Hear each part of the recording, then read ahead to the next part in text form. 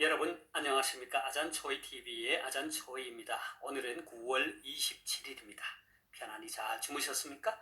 오늘도 우리에게 새날을 주시고 새 생명을 주신 우리 하나님께 감사와 찬송과 영광을 올려드립니다. 그리고 오늘도 바이블 365와 함께 이 하루를 시작하시는 여러분을 축복합니다.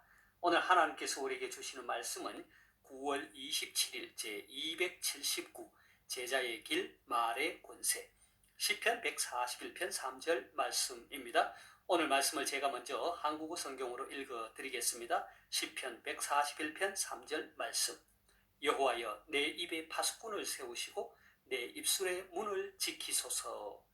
자, 오늘 말씀을 제가 중국어로 읽어드리겠습니다. 시편 142篇 3节 耶和华求你禁止我的口把守我的嘴. 자, 제가 다시 한번 읽어드리겠습니다. 시편 141篇 3节 耶和华求你禁止我的口把守我的嘴. 자, 제가 중국어 성경을 해설해 드리겠습니다. 시편 141篇 3节 시편 141편 3절 말씀. 耶和华求你禁止我的口. 여호와 여호와여求你 당신께 구하옵나니 주께 구하옵나니 禁止 금지하다죠. 我的口 나의 입이죠. 그래서 여호와 求你禁止我的口 하면 여호와여 주께 구하옵나니 나의 입을 금하게 하옵소서. 한국어 성경은 여호와여 내 입에 파수꾼을 세우시고 했습니다. 把守我的嘴, 把守라 말은 지키다, 파수하다. 그 다음에 我的嘴 하면 나의 입술이죠. 그래서 把守我的嘴 하면 나의 입술을 지켜주소서. 그런데 우리 한국 성경은 내 입술의 문을 지키소서 이렇게 번역하고 있습니다. 다시 한번 중국어 성경을 전체적으로 정리하겠습니다. 시편 141篇 3节 시편 141편 3절 말씀. 耶和华求你禁止我的口 여호와여 구하옵나니 내 입을 금하게 하소서. 여호와여 내 입에 파수꾼을 세우시고 把守我的嘴 나의 입술을 지켜주소서. 내 입술의 문을 지키소서. 되겠습니까? 사랑하는 여러분, 저는 오늘부터 며칠 동안 말의 권세, 话语的权柄, 말의 권세라고 하는 새로운 주제의 말씀을 통해 여러분과 함께 은혜를 나누고자 합니다. 오늘의 말씀은 다윗이 쓴 시편 141편 가운데 일부의 말씀이죠. 시편 141편은 전체 10절로 쓰여져 있는데 크게 세 부분으로 나누어 볼 수 있습니다. 먼저 전반부의 1, 2절은 본시의 서론에 해당하는데 여기에서 다윗은 여호와 하나님께 부르짖는 자신의 기도가 온전히 상달되기를 간구합니다. 이어지는 3절에서 7절까지의 말씀은 본시의 본론 부분으로서 다윗은 자신이 처한 시련의 상황에서 자신을 더욱 성결케 유지함으로 말미암아 악에 물들지 않기를 간구하고 결단합니다. 그리고 8절에서 10절까지의 말씀은 본시의 결론 부분으로서 여기에서 다윗은 자신의 힘으로는 악인들의 올무에서 벗어날 수 없음을 고백하면서 하나님께서 악인들의 올무와 그들의 함정에서 벗어날 수 있도록 자신을 도와줄 것을 간구합니다. 본시의 서론 부분에서 다윗은 하나님께 긴급한 도움을 요청하는 기도를 올립니다. 함께 1, 2절을 보겠습니다. 여호와여 내가 주를 불러사오니 속히 내게 오시옵소서. 내가 주께 부르짖을 때에 내 음성에 귀를 기울이소서. 나의 기도가 주의 앞에 분향함과 같이 되며 나의 손 드는 것이 저녁 제사같이 되게 하소서 했습니다. 자, 여기서 우리는 다윗이 매우 위급한 상황에 처해 있음을 알 수 있죠. 다윗이 이러한 위급한 상황에 처한 것에 대한 그 역사적 배경을 어떤 학자들은 다윗이 사울 왕의 박해를 피해 도망한 도피식이라고 주장하기도 합니다. 또 어떤 학자들은 다윗이 자신의 아들인 압살롬의 반역대라고 주장하기도 합니다. 어쨌든 비록 정확한 그 배경을 알 수 없지만 다윗은 지금 매우 위급한 상황에 처해 있습니다. 다윗은 여호와 하나님께 부르짖었습니다. 속히 내게 오시옵소서. 내 음성에 귀를 기울이소서 하며 여호와 하나님의 도움을 간절히 간구했습니다. 다윗은 구약 시대의 제사장들이 아침과 저녁에 성소에서 분향단에 향을 피울 때 그 향기와 연기가 성소에 가득 차게 되고 하나님께 상달되는 것을 생각하면서 자신의 기도가 분향된 것처럼 그 향처럼 하나님께 상달될 것을 바랐던 것입니다. 이렇게 자신의 기도가 하나님께 드려지고 응답되기를 간절히 바라는 다윗은 3절 이하의 본론 부분에서 이렇게 기도합니다. 3절에서 5절까지의 말씀을 보겠습니다.